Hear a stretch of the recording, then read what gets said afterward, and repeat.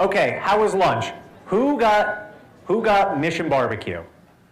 Okay, who went to the Cup? Who went to the UFC and got Chick-fil-A? Who brought a salad today because they forgot that there was going to be plenty of food options here? Okay, just me? Gotcha. Okay, so before we introduce our next speaker, I have a few administrative announcements that I would like to go over. First off, our DINFOS social media forum, Lost and Found, has been activated. We found here a very nice pair of sunglasses. They appear to be Ray-Ban, and they look like they're of good quality. Did anybody lose these? No? All right, good. We have a couple offers that people will find at a nice home. Okay. All right, I will hold on to them. Maybe they just haven't walked in yet. That's okay. Is anybody here from New York? Yeah, okay. I am also a New Yorker. I'm from Long Island, and I just want to let everyone know that I have taste tested the bagels that are outside that the UFC is selling, and I can confirm two things. They are not poisonous, and they're very good. So just wanted to throw that out there in case anyone was having any doubts. They're very good. Hey, everybody in here, can you raise your hand if you're in the Corps of Engineers? Okay, so we have a few people in here. I think that's great. After this presentation at 1400, if you could all please meet outside in the atrium. We have some structural issues that we're looking to resolve, and we just need some expertise on it. No. We would like to do a group photo for all of our Corps of Engineer folks that are in here, that we have you in one room. So if you don't mind doing that, we'll just meet outside this room right here following this next brief. On to this next presentation.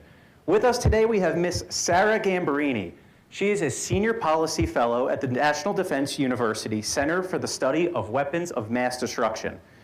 Her research portfolio includes emerging technologies, arms control, influence operations, and information warfare activities with a focus on understanding the intersections of disinformation and weapons of mass destruction.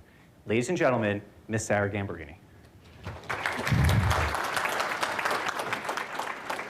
Thank you so much, and I'm really glad to be here today to talk about this important issue of influence operations, and then also how emerging technologies are going to make that challenge of disinformation so much harder.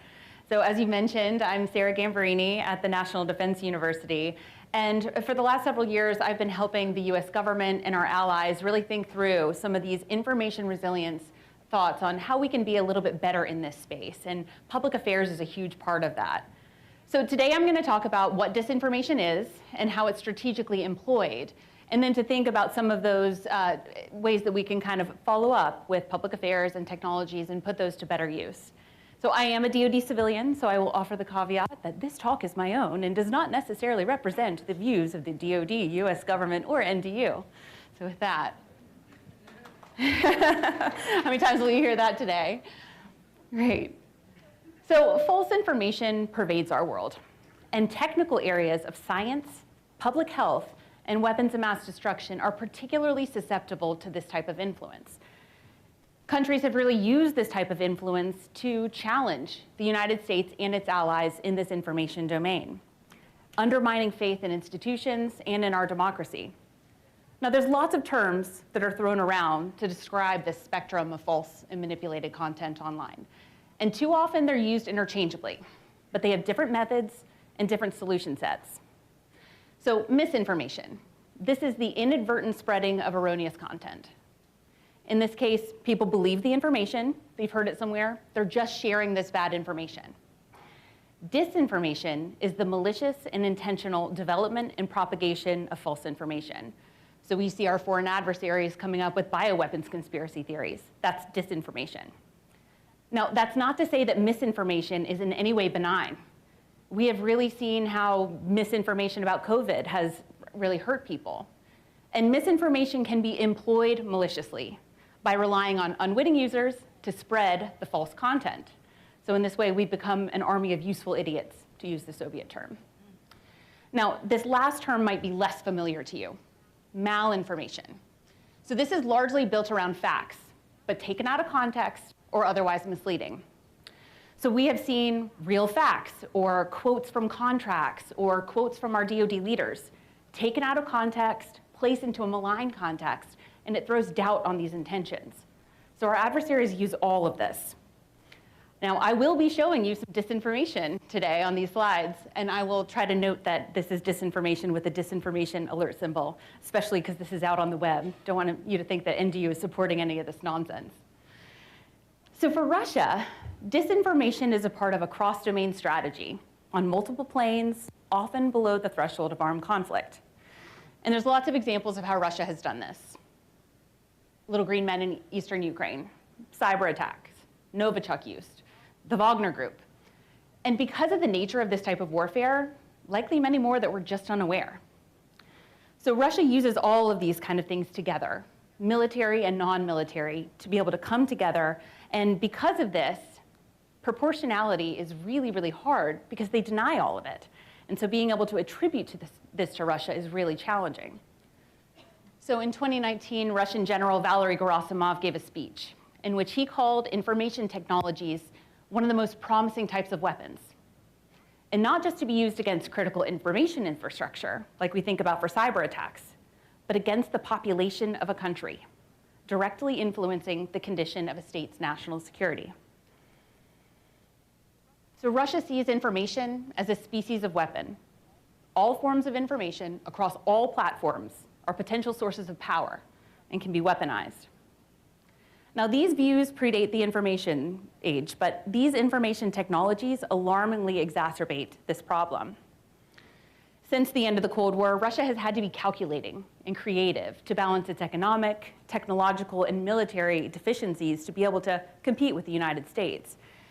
And so they're maximizing these less conventional tools of war, including covert operations in the information domain. So this is Russia's disinformation ecosystem, among other things. They use multiple platforms, bots, trolls, state-run accounts and official accounts, accounts of similar-minded state actors to be able to amplify, lending legitimacy, or at least plausibility to these type of narratives. So all of these entities, both human and automated, are constantly putting out new content and amplifying existing content that is pro-Russian or anti-Russia's opponents. So Russia uses this information ecosystem to achieve certain objectives. Some of them I have here. They're projecting this image of strength, dividing our alliances, and really just generally blurring the line between fact and fiction. And all of this information warfare comes from the perspective that if you want to keep an adversary away, if you find yourself really fearful or unable to compete, keep them busy at home. And when you look at what kind of topics Russia targets, democratic elections, politically divisive issues, race, gender, norms about state sovereignty or WMD use, Russia clearly recognizes how to identify these and other seams and fissures and how to best exploit and amplify these divisions. Now, it's important to note, it's not just Russia doing this. China is really playing in this space too, amplifying these falsehoods about the United States and its allies. And while China's brand of authoritarian control of message is different from Russia's, there's really an opportunistic, symbiotic relationship here. Russia's strategy of support for Russia's special operation, this idea of diminishing the idea of a smaller neighbor who could be a problem, or making them think that they're not so dangerous right next door, invading another smaller neighbor, that really helps them in terms of Taiwan. If you think about things with conspiracy theories about bioweapons that they're sowing about the United States and its allies, that really helps deflect from Wuhan as the origin of COVID-19. So you can see they can really target some of these narratives where they're going to find areas that mutually support each other. So all of this kind of comes together and makes this opportunistic partnership. Now, China's disinformation use has been historically more about domestic propaganda and control of the message about domestic issues, making it seem like its authoritarian government is benevolent and powerful. And when China does use this type of information against foreign partners, it's usually about things that it insists are domestic issues, Uyghurs, Taiwan, Hong Kong. And it even calls this type of media influence external propaganda. So this approach gives China rhetorical grounds to justify legal warfare, which is another key component of its influence. Now, some of its goals from China rather, is really to diminish this idea of China as a military power, or to promote a multipolar world, diminishing US influence in Asia. But recently, China has really been borrowing from Russia's influence operations playbook, especially in the context of the pandemic, moving from its initial propaganda-type response at the beginning of the pandemic, downplaying and denying this new coronavirus, and really silencing those who were speaking up against this novel coronavirus. And then moving toward propagating conspiracy theories, saying that US service members brought it to Wuhan. And then moving toward propagating its own response, saying that it is more effective than what the United States is seeking to do. Now, just as the goals that Russia and China have are different, so are their methods. China possesses full control of their media ecosystem. They've got control over the internet through their Great Firewall. They've got Communist Party influence with its CGTN, China Daily, and others, which it's really exported to other countries to great effect. And then it has what it's called the three warfares concept, which balances public opinion warfare, psychological warfare, and that legal warfare that I mentioned before. China also finds ways to influence that's more tangible and outside of the online information realm. It has its 1,000 Talents program, which it focuses on the Chinese diaspora and bringing back information and research and intellectual property from science, technology, and academia. And the Belt and Road Initiative, investments in infrastructure and media around the world that it can then use to shape the way that these countries think about China. And furthermore, use those media infrastructures to be able to broadcast more Chinese Communist Party views. Now, this one's a little scary because you have to remember how big China really is. It has millions of paid social media influencers to be able to support the party line. Millions. It's impossible to even believe. Imagine if we had millions of people all kind of helping with the public affairs effort, right? They've got this. So this is something that we really need to be focusing our attention on. Because while China's not really playing in this space to the same effect that Russia is able to, China's still really translating with language, whereas Russia can translate with culture. The Russian state is really an expert at audience analysis and being able to tailor this messaging. And China's not quite there yet. But when you think about this huge reach worldwide and the number of people that they have, it really requires our attention and further research. So the information environment is complicated and fraught, and our adversaries are really manipulating the full information realm. And that's why it's too simplistic to say this is disinformation, because it's really about manipulating the entire information environment. Now, sometimes it is flat out false information and deception, which is broadcast and amplified by various means. But other times it's about taking an actual fact and twisting it, or a half-truth, and using that to support a false argument that's really hard to debunk. And we see this a lot in complicated technical areas, including weapons of mass destruction or high security bio labs, because the average public has less expertise in these areas. And they're likely to believe a really simple falsehood over a complicated technical truth. So let's talk about what spreads easily in this type of information environment. Visuals and strong emotions spread quickly online. Russia utilizes what's called mimetic warfare, collapsing deep-seated emotional stories into a picture for an emotional punch that's not attributed and really easy to share. So here I have two memes that are created by Russia. This first one is what appears to be a benign, cute, patriotic dog, but it was actually created by Russia to target Americans in 2015. They draw people in with memes, like a golden retriever wearing a bandana, and cartoons that really encourage engagement and likes and involvement. Sometimes on these social media accounts, it's really just about building trust and gaining cohesion in a social media group before they can then turn to more nefarious goals.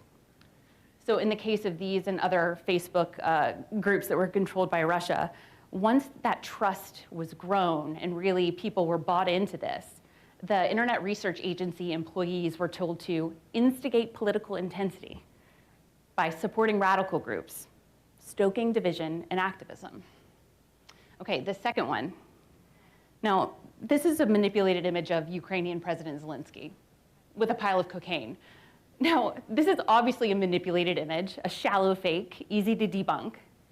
But this is just to say that even shallow fake images are really, really harmful to our society because it really makes us question that everything can be manipulated.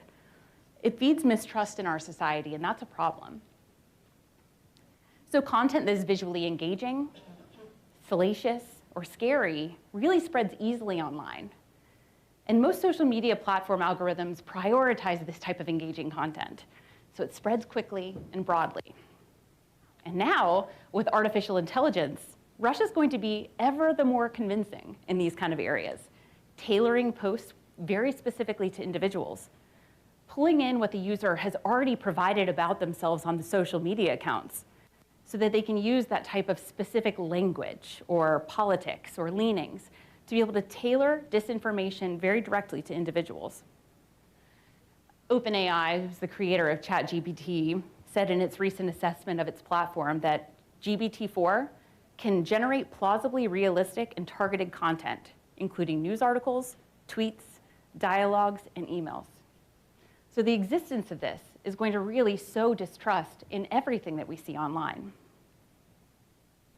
Now, there's all kinds of nonsense online that we see, fake accounts, fake images, and for the most part, we can use our common sense as users on social media to be able to see whether something's been manipulated. For example, if you see an account that was created, a week ago and is trying to sew up nonsense online, you can probably guess, okay, that might be a troll or a bot. If something has a bunch of numbers at the end of its username, or if it has links that direct you to a Telegram account or to purchase something. I mean, all of these things can be pretty easily disregarded. But unfortunately, that's not always the case, and these things are getting better and better. Artificial intelligence, deep fakes, is going to make this a much bigger problem. But I always like to think of this as half full. Anytime there's a new type of technology, we can also hope that that same technology is going to help us get a little bit better at identifying when something's been manipulated. So we have what's called semantic distortion finders to be able to tell if an image has been created by deepfake, or if a headline doesn't actually match what's written down in the text. So all of these things are really good things. Unfortunately, it's kind of a cat and mouse game. We're always going to be chasing what is the latest thing and how can we use this technology to our benefit. So let's look at this. What is this a picture of? You can say. Turtle? Yeah. I would hope that every human in here would say that this is indeed a turtle. However, this was a 3D printed turtle. And the images that were kind of strategically placed on its shell allowed this 3D printed turtle at every single angle to be classified by an AI algorithm as a rifle. This is a problem, right? We have to be thinking about always being a step ahead of how our adversaries might be able to manipulate something like this and get ahead of the technologies even as we put them into place. And the proliferation of artificial intelligence, access through interfaces like ChatGPT, DALL-E, and others, are making this accessible to users, but also to our adversaries. Now, I talked before about how China is really successful in this just in terms of sheer numbers. They have all of these human influencers and unimaginable number of bots generating this content, flooding Twitter and social media chat groups and everything to gain control of the message, and then also to keep people from coming together in opposition to PRC actions. So we saw this during COVID and during the Hong Kong protests. Now, often these bots are putting out information that is really poorly written or nonsensical, and more often than not, they have really beautiful women on there. So it's kind of easy to be able to look at this and say, okay, I'm pretty sure that this was generated by a bot or a troll. But artificial intelligence, natural language processing, is going to help China with its biggest limiting factor. It's going to help them create colloquial English that is really realistic and get over some of the grammar and spelling and cultural mistakes that we've been seeing them make in the past. Chatbots are really good at this.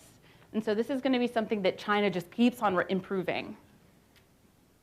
So just in conclusion about the AI, this is going to diminish trust in our society. It's It's going to help it do it faster, in a more tailored way. And all of that is a real problem for trust in our US government as well, as our adversaries use these type of weapons against us.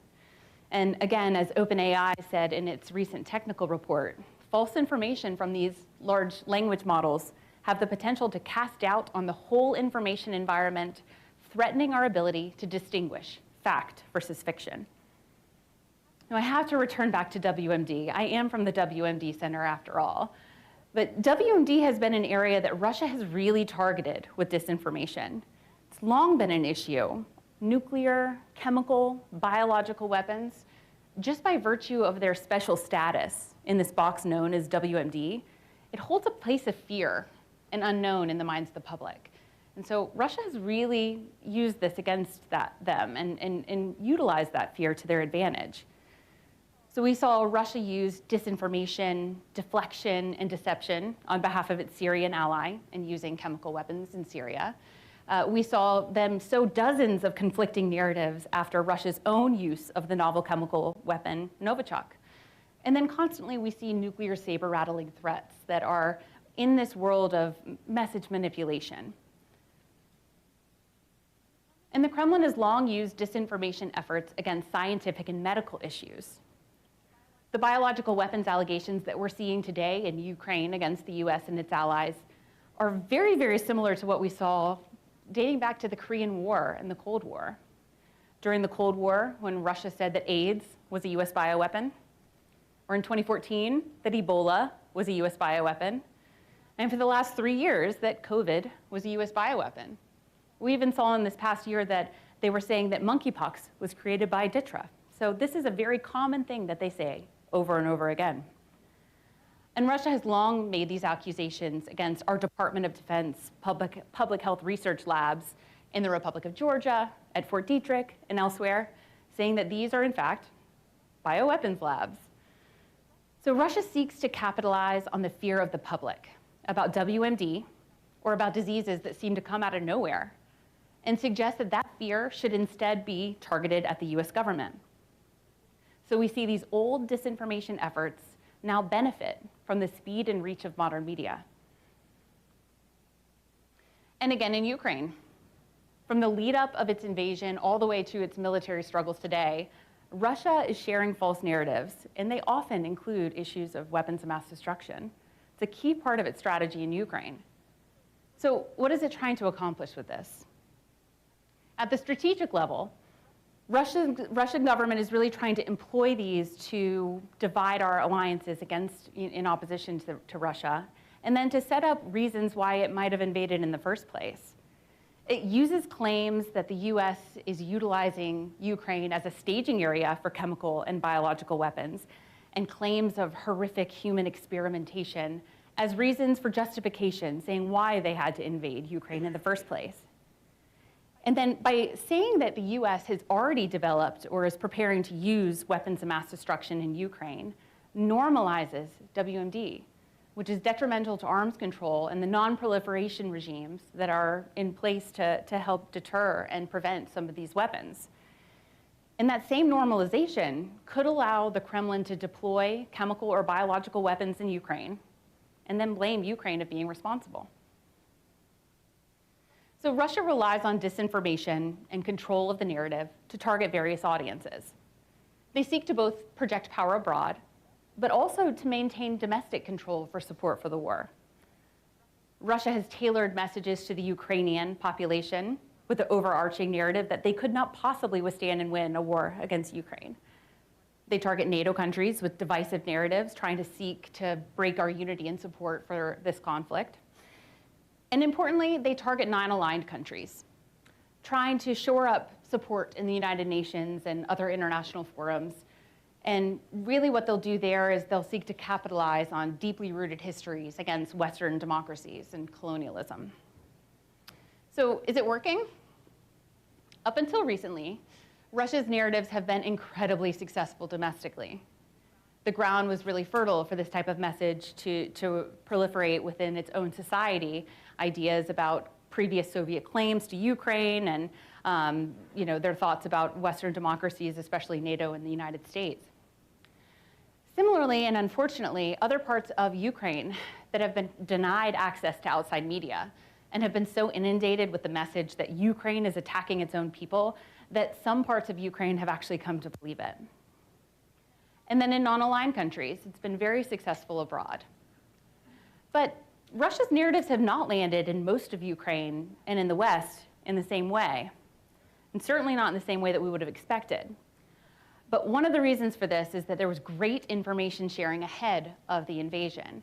And that really helped to prevent that message from really rooting within populations that had otherwise heard, okay, we knew that they were going to make this, we knew that they were going to invade, and here they're doing it. It loses that credibility.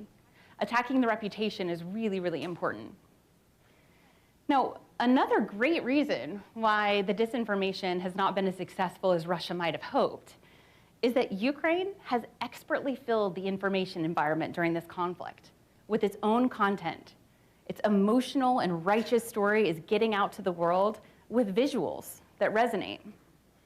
And the Ukrainian people on the ground have had TikTok to be able to instantly share videos that are edited with professional quality visuals in a steady stream of emotionally resonant content. Ukraine has not ceded this space and in fact uses humor and emotion to generate shares and amplification of a message that's tied to a greater narrative that Russia is wrong and Ukraine is righteous. This has been really fun and effective, and it's been able to gain support across the world in support of Ukraine. So Ukraine's information has not only reached publics around the world to make sure that they are continuing to support Ukraine in this fight, but it's actually been successful in countering Russian disinformation. Now, this is the power of humor over rumor. NAFO, which most of you will probably have heard about by now, the North Atlantic Fellows Organization, is a decentralized group of trolls putting out funny memes, humiliating Russia and its military, and making fun of its disinformation. So often, as democracies, we feel like we're on the back foot in this information fight against authoritarian regimes who are able to utilize methods that we cannot and should not as democracies. But we do have this. This humor has been very effective at countering disinformation, and it's been really fascinating to witness as part of my own job. So we're also seeing this come from other places outside of Ukraine. One of the more well-known ones is the Lithuanian Elves. And so this is an organization, decentralized again, that's been around for about a decade. It has thousands of members that are flooding social media sites and chat sites with these kind of funny memes, including one of my favorites from Parks and Rec that says, "Is there anyone in your family with mental illness?" "Yes, my grandfather thinks that Russia will win the war." And so they utilize these things to such great effect, and it frustrates the Russian trolls. They don't really know what to do with it. This comedy disarms and undermines the absurdity of the Russian message. So we need to figure out how we can harness this type of success within the US Department of Defense and across the US government as we're thinking about how to counter disinformation. So what do we do about it? As we seek to counter the threat of disinformation, we have to first keep in mind, what are the goals that Russia is seeking to accomplish? They want to weaken the resolve and unity of our alliance, and they also want to undermine strength and democracy. It'll be vital, therefore, to ensure that all of our solutions to countering disinformation protect the values of individual liberty, democracy, rule of law, and human rights. Disinformation is not going away. It's cheap, it's effective, and it achieves our adversaries' goals. But there are things that can be done, if not to deter, then at least to inoculate. But it will have to be a whole of society effort across government, industry, and users. And there's no silver bullet. But we can utilize layered defenses to be able to make us all a little bit more resilient in this space, so that when false information is viewed, people will have the tools to be able to disregard it, and it won't take hold. As we're thinking about layering these defenses, some of the defenses that we can put into place are relationships, education, strategic communications, all of you, and technical solutions. So let's start with relationships. We can certainly see how trust is diminished in our society. But while faith and trust in institutions has certainly diminished, don't ever underestimate this value of relationships in national security conflicts. A challenge we face is connecting across sectors ahead of there being a problem so that we have these things in place to be able to share best practices or share good talking points and be able to say what is going to work to be able to come together against these campaigns. There's a lot of good work that's happening in the US government in this counter foreign disinformation space, but like so many things in our government, they often work in stovepipes. And so working to build those relationships across the stovepipes now, ahead of there being an issue, is so important. We can maximize these efforts. And even among the public affairs folks who are putting out good information, figuring out ways that we can utilize our whole patchwork of US government and our allies to amplify these messages. This is what Russia does. They have their entire disinformation ecosystem to be able to ping pong it all around different social media sites. We can do that for each other if those partnerships are in place. Having these relationships builds confidence and trust and really helps with that sharing of information. Now, we're at a university, I'm at NDU. Education is the most important thing that we can do to counter disinformation. As democracies, we need to make sure that our citizens have access to these type of tools to help them utilize social and traditional media and to be able to more effectively debunk falsehoods on their own. So it'll be important to really focus on civics and digital and media literacy, and here at DINFOS, to be able to promote education on the role of this information in conflict. We've also seen how the Air Force recently named digital literacy one of its core competencies. All of these things, the work that we're doing at NDU, we can make sure that these things all help prepare our joint force for operating in an information environment that's going to be dominated by disinformation. I'll point out a couple of these things here. The Department of Homeland Security, Cybersecurity and Infrastructure Security Agency has this great group of resilience series. They're graphic novels that talk about resilience in the face of disinformation. They have ones on COVID and other topics, but they're great tools just to be able to hand to somebody and say, okay, here's some more information that's a little bit more accessible than our black and white text. There's also children's books like this one by Michael Rex called Facts versus Opinions versus Robots that teaches kids at a very young age about how to identify false information. At NATO's Hybrid Center of Excellence on Gaming, counter-disinformation games are being, too long on one slide, are being developed not only to be played and to educate, but then to actually get real-time feedback on how people interact with disinformation. And then finally, I'll call out this one more game by the State Department and Homeland Security, Harmony Square. So this is an online computer game that has hundreds of thousands of plays, and it teaches people how to operate in a space to identify mis and disinformation. It's available in Romanian, Latvian, Czech, Dutch, English, French, and German. So definitely targeting to our allies and making sure that this is a tool that we in the United States and our allies can use. So all of these tools are built on the idea of inoculation, focusing on spotting manipulating media and making people think twice about sharing manipulated content. So education is so important, and especially in this area of countering disinformation. But we also have to be better at telling our story. Unfortunately, Russia typically plays better in this space than we traditionally have. They have a wide variety of platforms, and they put out engaging content. It's been said that Russia's message can fit on a t-shirt, but it doesn't necessarily hold up to scrutiny, where the US government message is in pages of dry black and white text.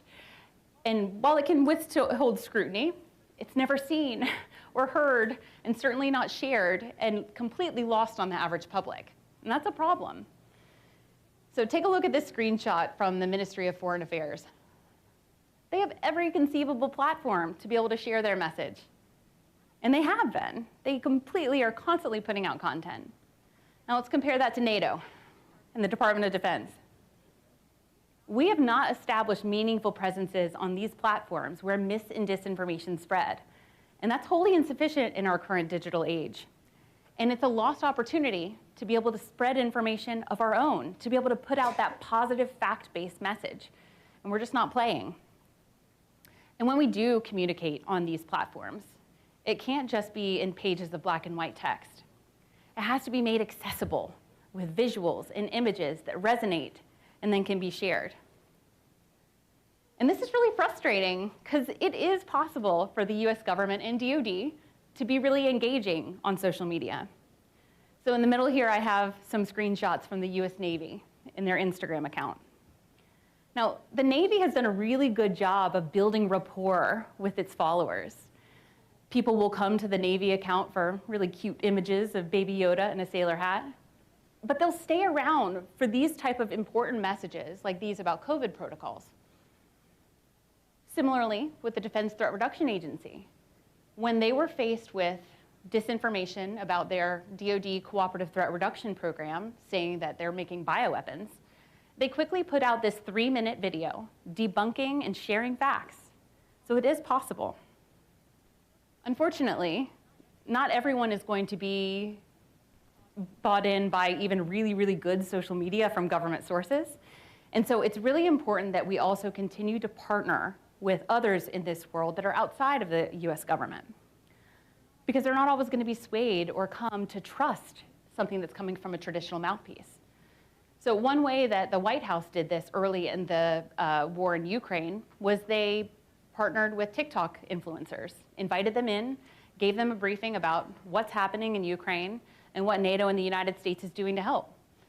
And now this reached a whole other population of people who might not otherwise see or trust information that's coming from a traditional podium. So finding ways to partner with these type of content creators is really important. And disinformation is going to be faster and more complicated when we start factoring in some of these new technologies, deep fakes, artificial intelligence, and honestly, whatever comes next. So we have to be thinking about both challenges and opportunities as we go forward. And unfortunately, platforms have been a big problem in all of this because there has not been much self-regulating. However, we do see some experiences where social media platforms will add a little friction into the system to slow people down from sharing information. And one way is fake news flagging, for example, or during COVID on Twitter and on Facebook, adding a little note anytime something was mentioned about COVID and redirecting and giving people opportunities to learn a little bit more. So disinformation is the new normal. And we have to think about how we can be resilient in this space. We can expect and anticipate that Russia is going to continue to sow false narratives, including on complicated disinformation topics like bioweapons and nuclear weapons, and really anything else that is a little bit harder for the average public to be able to wrap their minds around. So in our solutions to this, as we're thinking through what to do, we need to make sure that we never resort to digital authoritarianism. But we can layer these defenses to be a little bit more able to utilize the information environment, better use the platforms that do exist, and be able to put out our own message into this space. So thank you so much for your attention today. I am really honored for the opportunity to talk with public affairs folks on this because you guys are a huge part of the solution. So I look forward to hearing your thoughts and feedback to this presentation.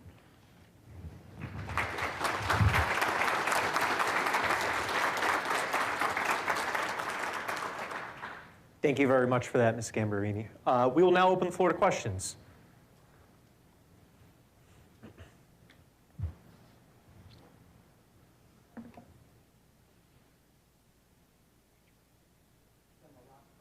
Is this on? Check, check. Yes, yeah. Ken LaRock from the National Museum of the U.S. Air Force. You can follow us at AF Museum on 4 socials. We don't have the plethora of our adversaries. But espionage is a real thing, and we do have, even at the National Museum in Dayton, Ohio, we have visitors from different consulates. We even had the Chinese consulate from New York come and visit. We had the big representatives from D.C. come as well. But the group from New York came, and they had a great visit and everything, and they didn't want to see the back of the F-22, which is great. But other things were pretty interesting. They gave us gifts. They gave our director a necktie. Our historian, they gave a tour, they gave him a necktie. But what did they give the digital guy taking pictures? They gave me a beautiful bookmark with a nice tassel and a case. It's really gorgeous until you pull part of it apart and it's a USB stick. So interesting that you know, espionage is real and you have to be aware of it. Immediately gave it over to OSI and we did briefings and they asked everything that they said. And there's ways now to mitigate some of that, but it's very interesting that even at a history museum, physically we're under attack there as well as social media as well. But so thank you for raising our awareness too to adversaries are real. And one of my big challenges, even when I do a live to promote the museum, nowadays, even in the live, I'm doing a broadcast of, say, a new exhibit or event or something happening. Bots are dropping links in our live saying, oh, click here for more, you know, another live content or additional lives. And I got to tell everybody, you know, don't click on that. That's, you know, a misrepresentation. And sometimes it's been so bad, I just have to end the live. So my question to you is how do you mitigate some of that? Being a one-person shop, I can't monitor all that and do a live. So a lot of us are one-offs. We don't have a team to do that kind of stuff. But how would you go about some of those kind of challenges? Yeah, thank you. Well, on the first thing with the USB stick and everything, I think it's really important to remember a lot of this seems very new, but so often it goes hand in glove with some more traditional espionage and hacking that we have been seeing for a long time, right? And even when China and Russia do this, they do hacks as well as the disinformation. So they, just an example of this, when Syria was using chemical weapons and they're trying to do a big organization for the prohibition of chemical weapons report, what do? Well, they're sowing disinformation about all of the things, making people not really sure what to believe. But then they broke into the OPCW headquarters and tried to actually steal data. So it's always going to be some of the old and the new together, which makes it all the more complicated. I was listening in this morning when our first speaker was talking, and I don't envy you all who have to deal with all of the bots and the nonsense and everything, especially as a one-person shop. I think what's important to really realize about bots and everything is that they've got their own goals, right? And one of their goals is getting your eyes and to draw eyes away from, you know, the good content that you're putting out there. So I think, you know, just making sure that you have people aware not to click on bad links, right? But to ignore as much as possible. Never get into a fight with a troll.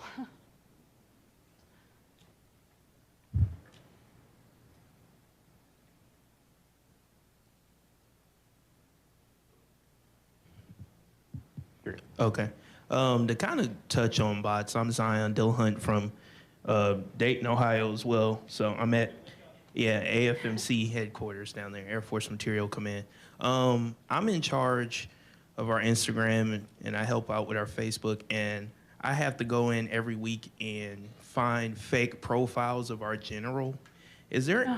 And I have to like report these, and I do it every week, and we really don't get any progress on getting them taken down from Facebook. So is there anything in the works to kind of help out with that, maybe that you have experience with that like work directly with some of these social media platforms? Because our 4-star and our 3-star, they've got like 30 profiles each of just fake profiles of them. So just wonder if you had any experiences with that. Yeah, and it's all the harder now that X, Twitter, allows people just to buy the check mark, right? And so that's such a problem where you might actually be engaging with this 4-star general with a check mark, and you should have every reason to believe that that person is the real person, but not anymore. Trust in X has completely, gone away in the current regime. And that's a problem. And it's not just a problem because that's really annoying and I'm sorry that you have to deal with, but I mean, we have to think about the trust that Twitter did have, in its heyday for US government. We used to be able to really communicate, you guys are public affairs people, rather than putting out a press release, right, that nobody sees. You're able to tweet it from your official account, and then people know to trust it, they will see it. And that's such a detriment because that doesn't exist anymore.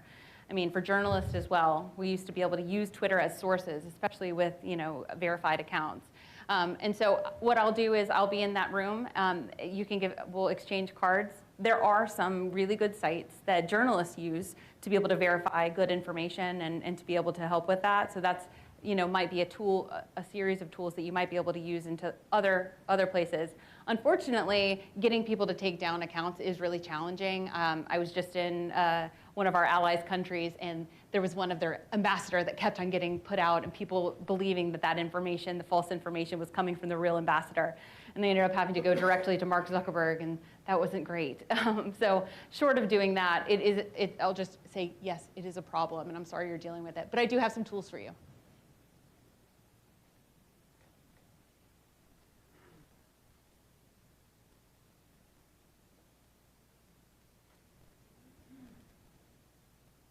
Hello. Yeah. Hi, my name is Brittany Branch, and I'm the social media manager at the National Geospatial Intelligence Agency. One question I have is learning kind of what you were saying about how like Russia and Ukraine utilize TikTok a lot to kind of put their faces out there and instill public trust. That's not something that I think the U.S. will ever fully take advantage of with the risks inherently involved with TikTok. So as we move towards more platforms like that where we might have restrictions at a federal level of what we can and can't do, how would you combat, like, do you think we'll ever be able to get on the same level as some of our adversaries? Yeah, it's a really good point, and TikTok is a tricky challenge because I would never encourage any of you to go and make your TikTok account, but the fact is we're not playing in that space, and that's a problem. I think a better example of a way that we might be able to do a better job is Telegram. Now, Telegram has its own issues, right? We have to be safe and secure about these things, but there's no reason why we can't play in that space and be able to put out information about your own organizations onto these sites. So that's just Sarah Gambarini, not NDU talking. I think it's really important that we do have a presence on these spaces. I think that there's also opportunities to, use some sort of walled-off devices to be able to still be able to use these things, play and monitor. But again, we're really kind of limited in higher up decisions. Ma'am, we have a question from online. With the amount of disinformation and trust online now, how does public affairs create the conditions of trust in good information? Yeah, that's a really good point. I think consistency is key. So making sure that you're putting out information, not just countering bad information about yourself online. I think it's really important to do a little bit of brand management and to be able to figure out, okay, think about your organization and what does it do? I've been helping DTRA, the Defense Threat Reduction Agency, set up its Information Resilience Office. Now, DTRA has a huge reputation problem because Russia has been targeting it with terrible things, saying it created COVID and then it created monkeypox and that it's creating these terrible bioweapons in Ukraine. So building that reputation online from scratch is a little harder than, say, the Navy. People know what the Navy is. They trust the Navy. They can go to their social media account and follow it just because it's probably cool, right? DTRA doesn't have that. So figuring out how do you make sure that you're telling a good story. So one of the ways to do that is to think about what are some of the bigger themes that the average person might come to you for. So thinking about public and veterinary health. That's something DTRA does. Support to the warfighter. Making a world safe from WMD. Those are all things that people can kind of buy into and relate to. So as public affairs people, thinking about, okay, this might be a complicated organization that nobody really knows or cares about. What are those themes that you do that can kind of relate to individuals? So as you're kind of creating that brand and thinking through, what is that thing that really could live well on social media? Thank you.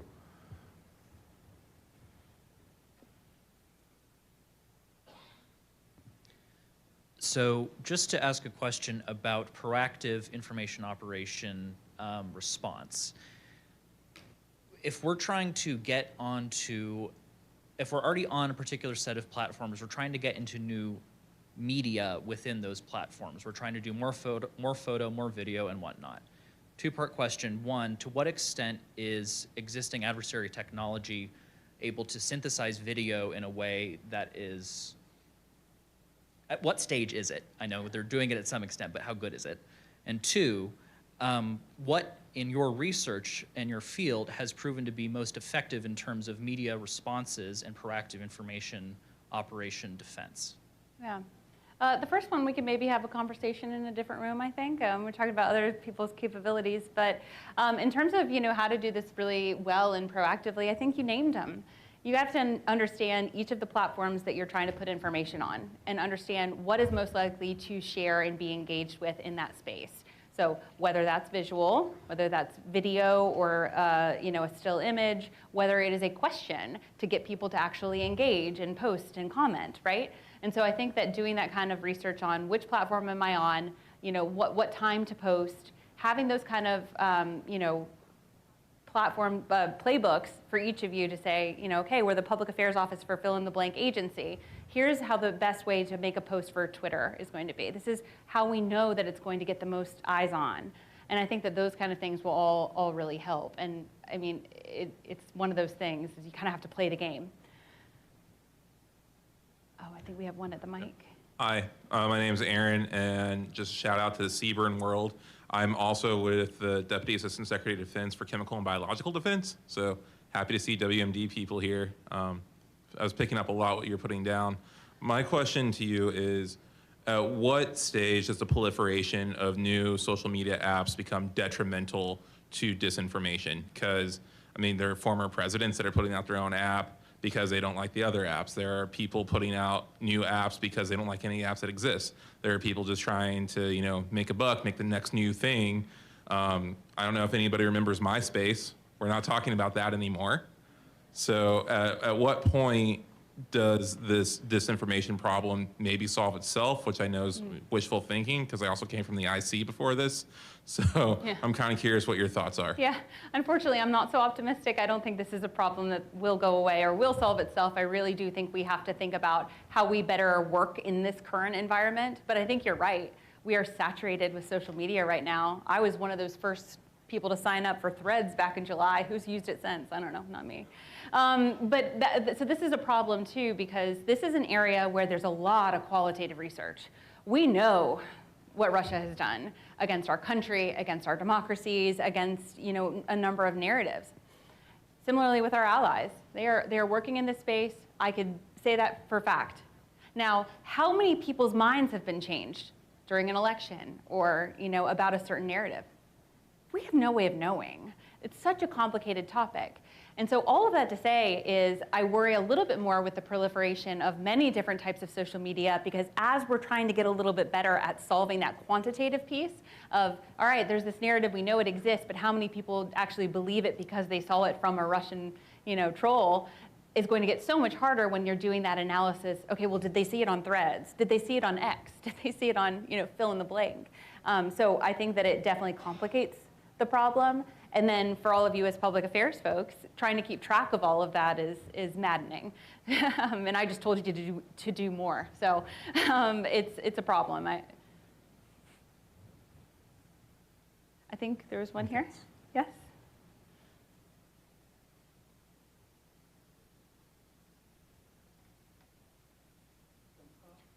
Yeah, you just turn it on. Thank you. I have a similar question to what the gentleman just spoke about, and he spoke about the proliferation of platforms, but you also have a proliferation of either organizations or individuals putting out information, right? So you have the Bellingcats and you have Maxar, and so many people are going directly to platforms where they put their information out. And so in terms of establishing control of the narrative, what can be done, because you have no control, or how do you co-opt sources that kind of ally with you, but is there something that brings this all together that can be harnessed? Sure. So I think that places like Bellingcat are a huge resource for all of us. It's separate from our U.S. government. It provides a new perspective on things. And Bellingcat has been really, really helpful in the WMD disinformation space, actually calling out the names of the people who used Novichok in Salisbury, or everything that they did in Syria to kind of debunk all the false narratives. I think controlling the narrative is challenging. One success story in this space that I'll call to that might be a little bit of an answer to your question is when Novichok was used in Salisbury against a former GRU agent, there were so many narratives that Russia was putting out there saying that it was a Porton down the road had made chemical weapons, or that this guy actually just committed suicide, or it was the bad weather in the UK that killed him, right? So there's just all these conflicting, ridiculous narratives. And so what did the UK government do? They got the right people into the room to make sure that everybody was on the same page, and they put out one single, consistent, science-based narrative about what was happening, and it cut through the noise. And so when you're hearing that singular voice coming from many different mouthpieces across the UK government, that's really effective. I think it's something that we as the US government, which is a lot bigger, I get that we've got a lot more pieces of the puzzle to bring together, but there's no reason why we can't do a better job of coming together on narratives, especially when you can think about, in the WMD space, making sure all of our WMD folks are kind of speaking from a unified voice and cutting through that noise. Or better yet, amplifying one another. So many of you all have social media accounts that you run, but do you know who the other people are that you might be able to retweet and amplify each other? Those are the things that we need to be doing and can do a better job of to get our arms around a unified narrative. Thank you.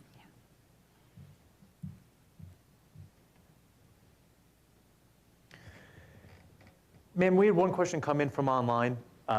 So some organizations, and particularly the US government, get attacked via influence operations, maybe on social media, maybe on platforms that they're not necessarily on, right?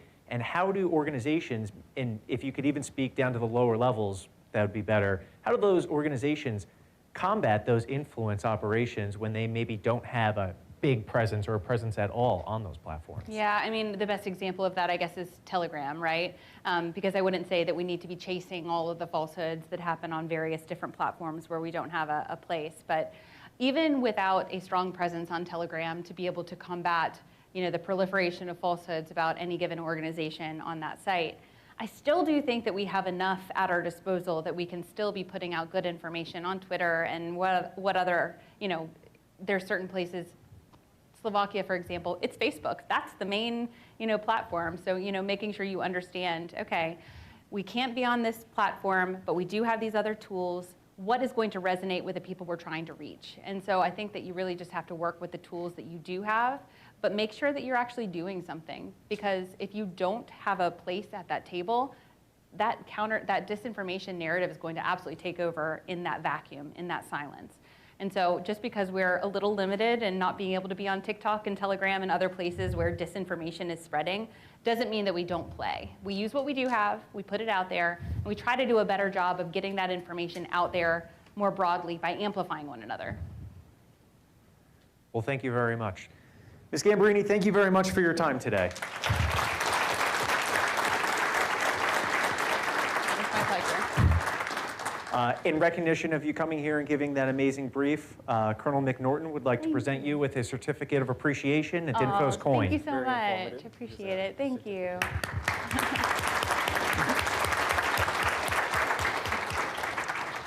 Okay, ladies and gentlemen, we're going to take a 15-minute break. Please be back in here for 14:15 when we will begin with our next speaker. Just a reminder to our Corps of Engineer folks, please meet out in the atrium for that picture. Thank you. Oh, yeah, please. Oh, I don't.